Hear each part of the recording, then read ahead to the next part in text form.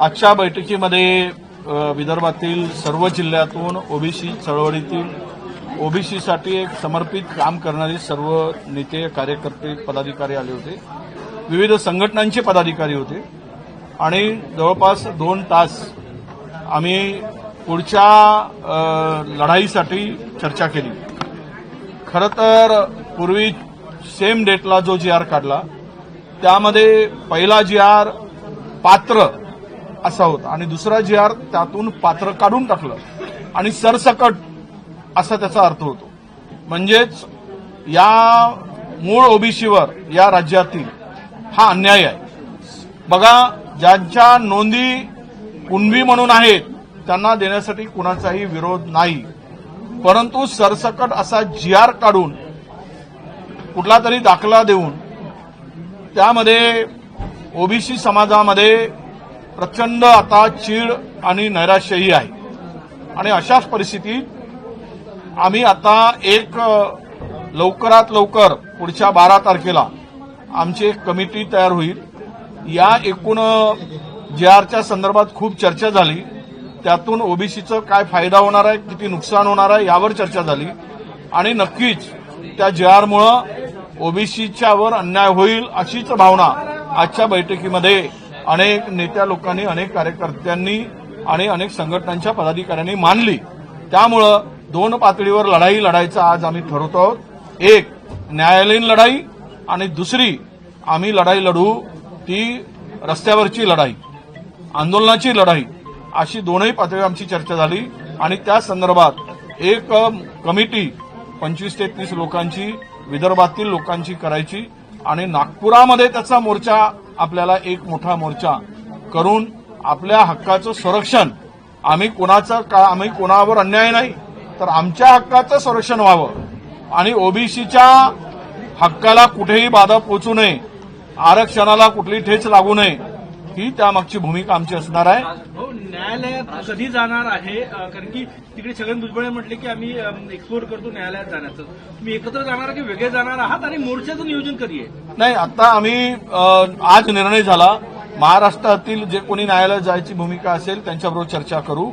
पण आज तरी आम्ही विदर्भातून आमची वकील संघटना जी आहे या संदर्भात ती सर्व संघटना आता पूर्ण ताकदीनं मदत करायला तयार आहे आणि त्यांना न्यायालयात ते लोक जाणार आहेत आणि त्यांना आमचा सगळ्यांचा पाठिंबा आहे. राष्ट्रीय ओबीसी महासंघानं ज्या पद्धतीने भूमिका घेतली आहे की त्यांचं समाधान झालं आहे, कुठल्याही पद्धतीने सरसकट नाहीये, त्यामुळे राष्ट्रीय ओबीसी महासंघाच्या भूमिका तर काही नाहीये पुढं.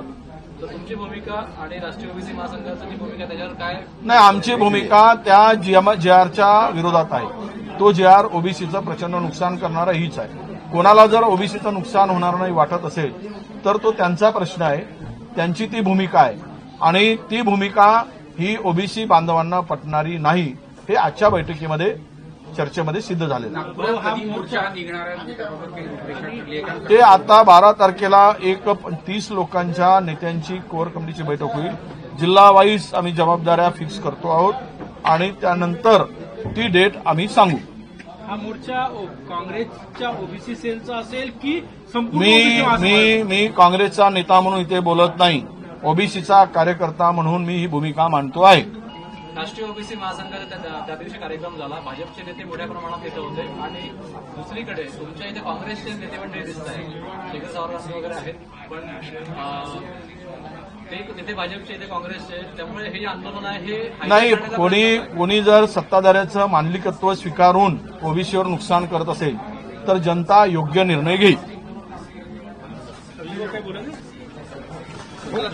थँक्यू. उद्या 2 वाजता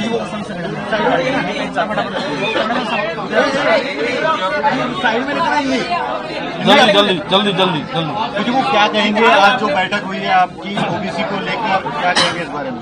नहीं, देखिए, विदर्भ के ओबीसी नेताओं की पदाधिकारियों की आज बैठक हुई. इसमें हम लोग जो ओबीसी के हित के लिए जो लड़ने को तैयार है वो सब नेता यहां आज उपस्थित थे. जो GR गवर्नमेंट ने 2 सितंबर को निकाला था उस GR को लेकर चर्चा हुई और उसमें ओबीसी का क्या नुकसान होने वाला है इस बारे में मुख्यत्वे चर्चा की है. इससे यही पता चलता है कि एक सेम डे में 2 GR निकाला गया।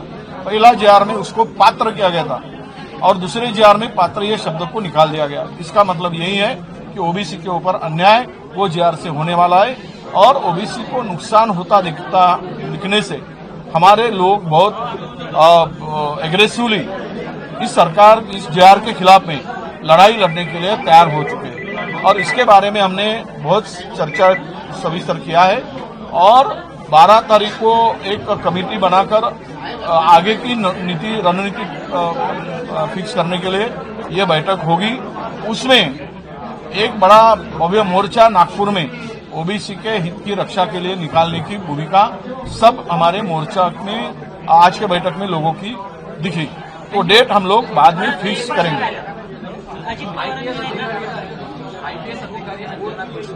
आज हा विषय नाही, आम्हाला आयपीएस आणि IAS याच्यामध्ये घुसवू नका।